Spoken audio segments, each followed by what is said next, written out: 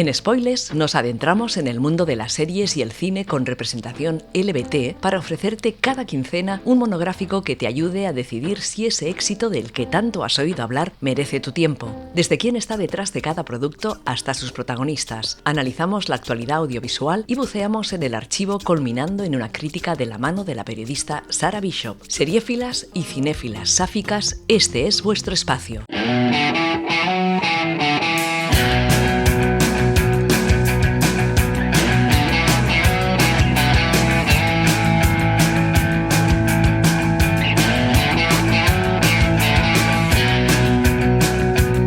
Hola y bienvenidas una semana más a Spoilers, donde analizamos series de televisión y películas con interés LBT.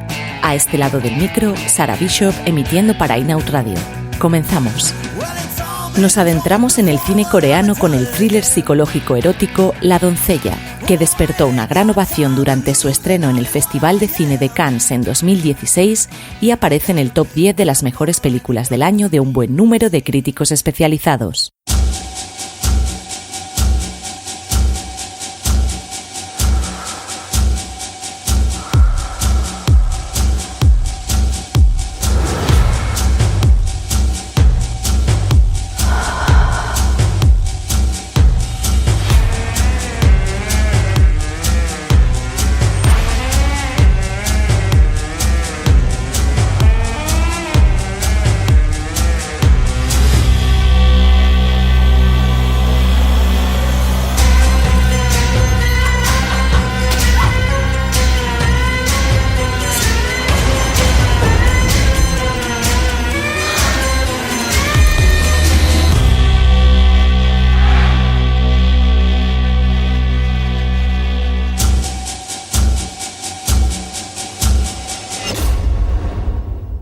La película, ambientada en la Corea de los años 30 durante la colonización japonesa, sigue los pasos de Suki, una joven de clase baja que será contratada como criada de una rica mujer japonesa, Hideko, que vive recluida en una gran mansión bajo la influencia de un tirano. Con la ayuda de un estafador que se hará pasar por un conde, Suki pondrá en jaque el futuro de la alta dama a través de un elaborado fraude para despojarla de su riqueza. La historia primaria sobre la que se entreteje La doncella es la novela Falsa identidad, de la prolífica autora de literatura lésbica Sarah Waters. Esta adaptación, donde apenas cambian el tono y los escenarios, es obra del director surcoreano Park Chan-wook, uno de los más aclamados cineastas de su país natal y al que conocemos por las películas que integran la trilogía de la venganza, Thirst o la hollywoodiense Stalker. Para la fotografía, uno de los aspectos más valorados de la cinta ha contado con Chung Chung-hong, quien ya había trabajado con el director en las películas citadas, además de colaborar en algunos proyectos más mainstream como Zombieland, Mata y Remata o la futura adaptación cinematográfica del videojuego Uncharted, que se estrenará el próximo año 2022. La composición de la banda sonora tampoco sale de Corea del Sur ni del círculo más íntimo de Park, que se la encargó al muy experimentado Jo Jeong-guk, a quien no se le conoce ningún trabajo en la industria occidental. Tiene 3 edificios, el ala de estilo occidental, obra de un arquitecto inglés, y el ala japonesa forman la casa principal. Ni siquiera en Japón hay casas que combinen los dos estilos. El señor admira mucho Japón e Inglaterra.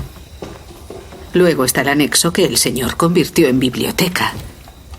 Y luego la zona de los sirvientes. Como doncella de la señora, no dormirás aquí. Puedes comer sus sobras, pero las hojas de té son para las chicas de la cocina. El jabón usado va al administrador. Cualquiera que hurte es expulsado inmediatamente. Seguro que no te atreverás, Tamako. Por cierto, tú eres Tamako. En japonés será Okyu. Llámame Sasaki. Sí, señora.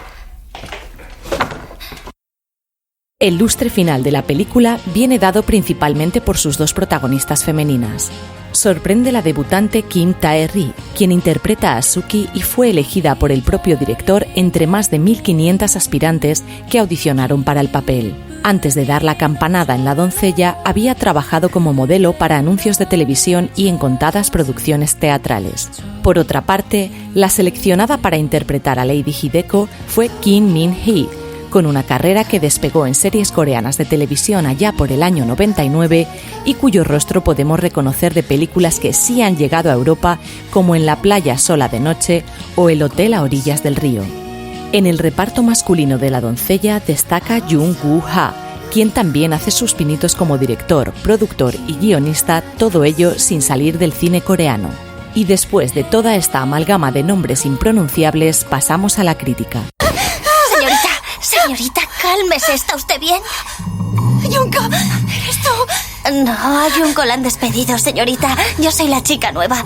Parece que ha tenido una pesadilla. Deprisa, ve hacia esa ventana de allí. Verás un gran cerezo. Mi tía se volvió loca y se colgó allí. A veces en las noches sin luna, el fantasma de mi tía cuelga de esa rama. Cuando el drama sabe dotarse de una dirección artística magistral, es difícil que el producto resultante no sea bueno. La doncella tiene sin duda esta combinación ganadora, entre otras muchas virtudes que le han hecho merecedora del aplauso de crítica y público, dos sectores que no siempre se ponen de acuerdo. Y es que no es fácil contentar a todo el mundo, pero cuando una película entretiene y además está maravillosamente rodada, solo cabe quitarse el sombrero y disfrutar. Reconozco que soy una ávida lectora de Sarah Waters. He leído cuanto se ha publicado de su pluma en castellano y admiro su capacidad para crear novelas retorcidas y oscuras con personajes complejos. También había visto, en su día, la muy inglesa adaptación de esta misma novela a cargo de la BBC, una miniserie de 2 capítulos creada con mucho mimo que me pareció una adaptación hiperfiel a la visión primaria de la autora. Por eso, cuando me enfrenté a La doncella, ya tenía un buen número de expectativas exigentes, muchas de ellas intentando encontrar el fallo que me diese la razón al pensar en lo innecesario de adaptar, una vez más, el mismo libro, más aún cuando ya se había hecho de manera tan brillante. Pero me equivocaba. Me equivoqué muchísimo. Una de las cosas más difíciles de lograr en casi cualquier producción audiovisual es el tono, una cohesión entre los factores que sea coherente y creíble, algo intangible pero sin el cual las películas pierden lustre y a menudo su propio norte. En La doncella, la ambientación está tan cuidada que realmente nos sitúa en la Corea ocupada de los años 30. Los escenarios testifican este choque cultural, desde la pobreza del hogar de Suki hasta la suntuosidad hortera de la mansión del excéntrico Kuzuki, que combina la simplicidad japonesa con el hiperbólico barroco europeo. El director ha querido ceñirse también a la estructura de la novela, dividiendo la película en 3 partes que funcionan como pequeños capítulos. El primero nos cuenta la perspectiva de Suki, recién llegada a la mansión. El segundo narra la visión de Hideko y el tercero vuelve a la sirvienta para contarnos el desenlace. Aquí, para evitar los destripes, solo hablaremos de la primera parte. El cabrón construye una mansión, la llena de libros y antigüedades. Invita a coleccionistas japoneses a su biblioteca. Hace lecturas de libros raros y acude a subastas. Adora los libros y los cuadros como a su propia vida, pero solo puede deshacerse de unos pocos. ¿Qué se puede hacer cuando estás obligado a vender y no quieres? Buscar otra solución. Vende falsificaciones y busca a un especialista para crearlas. A diferencia de él, este especialista es un auténtico japonés de cuna noble. El conde Fujiwara de Nagoya. Así que, ¿quién es esta? La esposa, su esposa japonesa. Y tú la seducirás. ¿Es bonita? La esposa del japonés murió hace años y no tuvieron hijos. Pero la hija de la hermana de la esposa muerta se encarga de todas las lecturas. ¿Es guapa? Sí, es huérfana. Su padre era rico. Pronto se enamorará de mí y nos fugaremos a Japón. Después de casarnos allí y de heredar su fortuna, haré que la declaren loca y la encerraré en un manicomio. Muy bien. Los personajes que dan vida al relato son pretendidamente caricaturescos, lo que encaja perfectamente con el tono oriental de la cinta. Suki es, o parece, una pícara de buen corazón. Hideko es una dama atormentada e inocente. Su tío Kuzuki es un tirano excéntrico y el conde Fujiwara es un galán estafador de 3 al cuarto. Las relaciones que se desarrollan entre ellos son genuinas y creíbles, y a medida que la historia va avanzando, el espectador irá atando todos los cabos como en cualquier buen thriller que se precie. La química que desarrollan las dos protagonistas funciona con la precisión de la mejor maquinaria alemana. Suki comienza a sentir algo por Hideko, lo que le dificultará enormemente mantener en pie la picaresca acordada con el conde. Y Hideko parece corresponderla, pero la idea de escapar de su propia prisión, aunque sea colgada del oportuno galán, es demasiado atractiva para dejarla pasar. ¿Qué nos gusta un amor imposible? Sobre todo cuando se cuenta con tanta naturalidad y frescura, apoyándose también en escenas de alta carga erótica como la que tiene lugar en la bañera. Otro de los puntos fuertes de La doncella reside en su capacidad de hacernos seguir la historia ya no solo con los diálogos o la propia imagen, sino con las expresiones faciales de los personajes. Podemos leer la frustración y la duda en el rostro de Suki, la agonía en la cara de Hideko y las turbias intenciones de Fujiwara en cada plano. Planos que además han sido cuidados al detalle, haciendo que muchas veces parezca que estamos viendo una pintura en movimiento. Y hay que destacar la elogiable labor del director al lograr darle a la película una perspectiva tan femenina siendo él un hombre. Park declaraba para la prensa que poner a una mujer en el centro de una historia la enriquece y la hace más sofisticada. Para esta visión tan poco frecuente, dice haberse apoyado en el constante diálogo con su mujer y su hija, quienes le han ayudado a ver el mundo a través de sus ojos. Y ahora, apretad fuerte vuestro omamori y prended el incienso, porque vamos a entrar en la zona spoiler. ¿Qué quieren los hombres? ¿Perdón? Después de casarme, cuando llegue el momento de ir a la cama. Dime, ¿cómo voy a saberlo? Yo solo soy una chiquilla, sin madre, ni nadie que...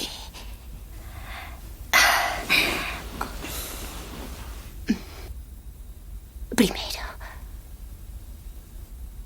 supongo que nos besaremos.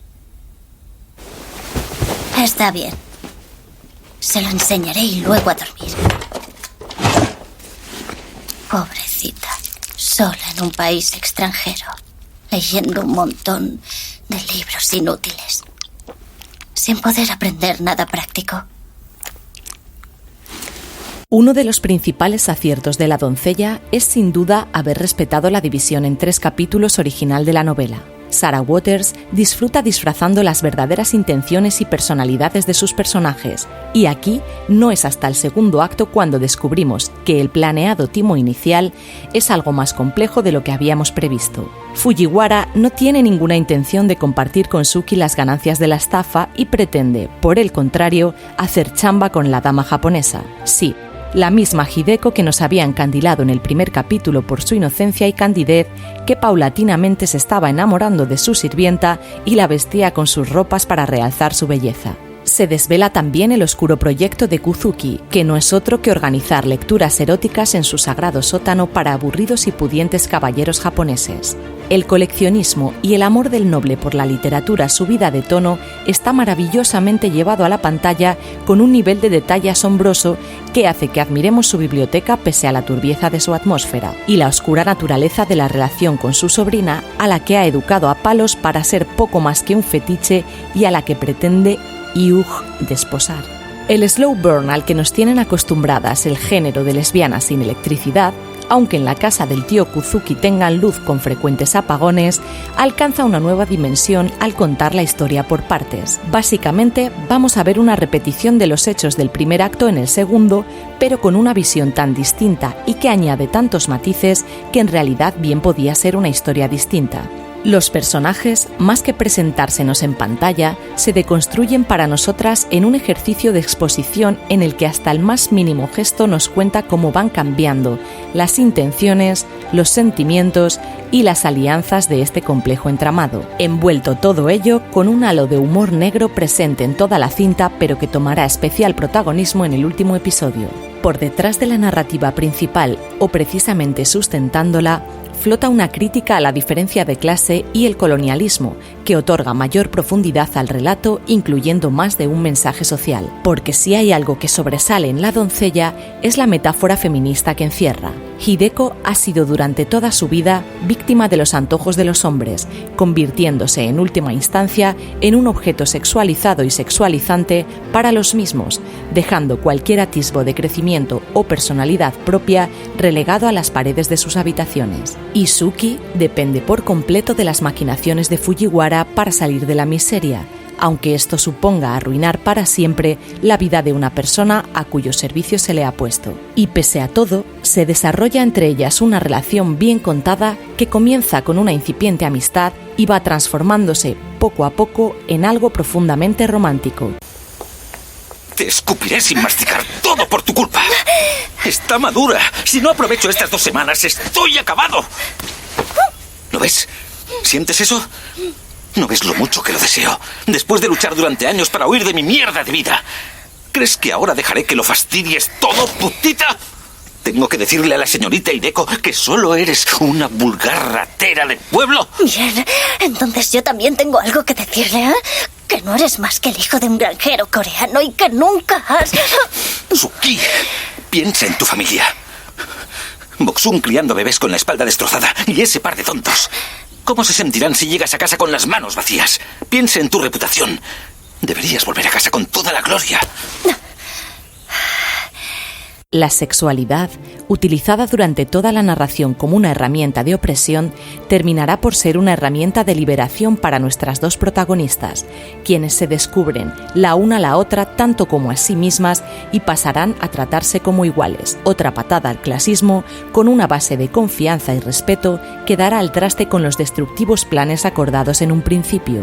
No es casualidad que en última instancia veamos a Fujiwara y Kuzuki perdiéndolo todo. Uno, sus riquezas entre otras partes de su cuerpo que seguro preferiría haber conservado, y el pervertido tío de Hideko verá su amada biblioteca reducida a una amalgama de pergamino roto, papel quebrado y tinta, en una escena que como amante de los libros me horrorizó y fascinó a partes iguales. Los hombres salen perdiendo por una única razón: subestimar la capacidad de las mujeres para actuar como seres pensantes, determinados y con una ambición que resultará ser mutua.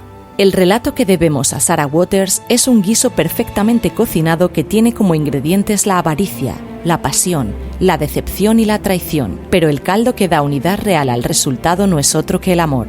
El amor como leitmotiv en una mezcolanza de intenciones sucias, proyectos secretos y designios oscuros. Por eso mismo, La doncella es tan difícilmente clasificable. Podría encontrarse en los estantes de drama romántico, película de época o thriller psicológico, y no desentonaría en ninguno, salvo quizá porque es todas esas cosas a la vez y un poquito más. Ahora tú también pareces una dama.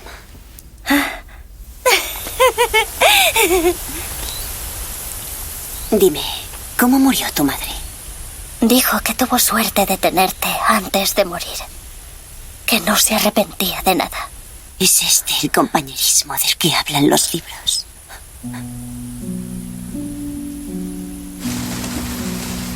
Si hemos optado por englobarla también dentro del género erótico, no es en balde. No estamos hablando de una barbaridad soft porn como La vida de Adele, donde la mirada masculina pesaba a niveles legendarios en las escenas de cama. Aquí se ha optado por un tipo de erotismo diferente y, gracias a los dioses, mucho más alejado de lo que los hombres imaginan que tiene que ser el sexo lésbico. Además, hay una progresión que va echando leña al fuego de la química, que comenzará con escenas aparentemente inocentes con alta carga erótica y culminará como debe culminarse, pero rodado con gusto suficiente como para creer al director cuando dice haberse estudiado a fondo la mirada femenina.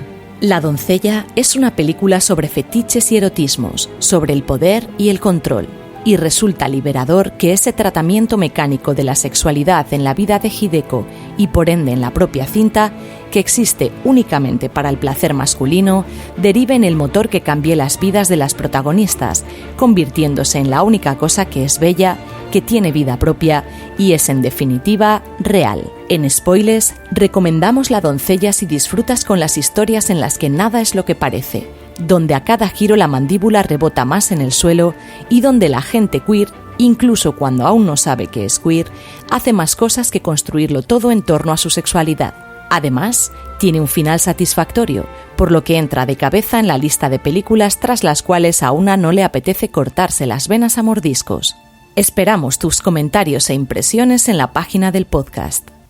Gracias por compartir con nosotras este breve espacio en las ondas y te esperamos en las siguientes entregas de Spoilers en In-Out Radio, donde seguimos la pista de series y películas, viejas y nuevas, en las que se nos dé voz, se nos vea y se nos oiga.